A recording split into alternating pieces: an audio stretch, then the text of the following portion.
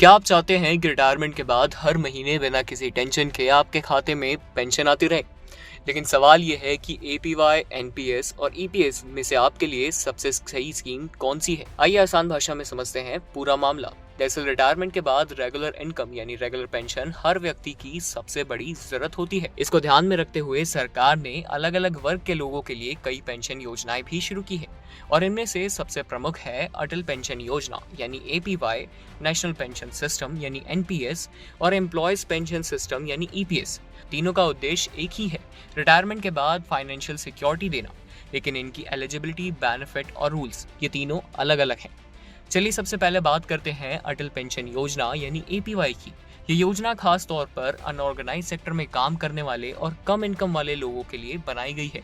इसमें 18 से 40 साल तक का कोई भी इंडियन सिटीजन शामिल हो सकता है। इस योजना में आप हर महीने एक तय राशि जमा करते हैं और 60 साल की उम्र होने के बाद 1000 रुपए से लेकर 5000 रुपए तक की गारंटीड मंथली पेंशन मिलती है। अगर मेंबर की मृत्यु हो जाती है तो उसके पति या पत्नी को वही पेंशन मिलती है और दोनों का निधन हो जाने के बाद जमा राशि नॉमिनी को लौटा दी जाती है। अब बात करते हैं नेशनल पेंशन सिस्टम यानी एनपीएस की।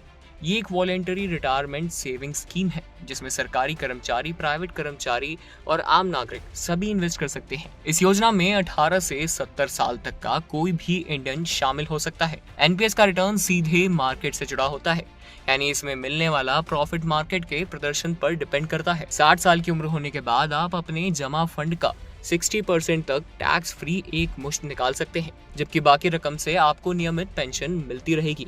अब बात करते हैं एम्प्लॉयज पेंशन स्कीम यानी ईपीएस की। ये योजना ईपीएफओ के तहत ऑर्गेनाइज सेक्टर के कर्मचारियों के लिए चलाई जाती है। इसमें कर्मचारी को अलग से कोई योगदान नहीं देना पड़ता। नियोक्ता यानी एम्प्लॉयर के पीएफ योगदान का 8.33% हिस्सा ईपीएस में जमा हो जाता है। रिटायरमेंट के बाद कर्मचारी को आजीवन मंथली पेंशन मिल सकती है। इसके अलावा डिसेबिलिटी पेंशन और परिवार के लिए विधवा तथा ऑर्फन पेंशन जैसी सुविधाएं भी उपलब्ध है। वहीं अगर तीनों योजनाओं की तुलना करें तो एपीवाई कम इनकम वालों और अनऑर्गेनाइज सेक्टर के लोगों के लिए बेहतर विकल्प मानी जाती है। एनपीएस उन लोगों के लिए है जो अपनी रिटायरमेंट प्लानिंग खुद करना चाहते हैं और मार्केट लिंक्ड रिटर्न का फायदा भी लेना चाहते हैं। वहीं ईपीएस केवल उन कर्मचारियों के लिए है जो ईपीएफओ के दायरे में आते हैं।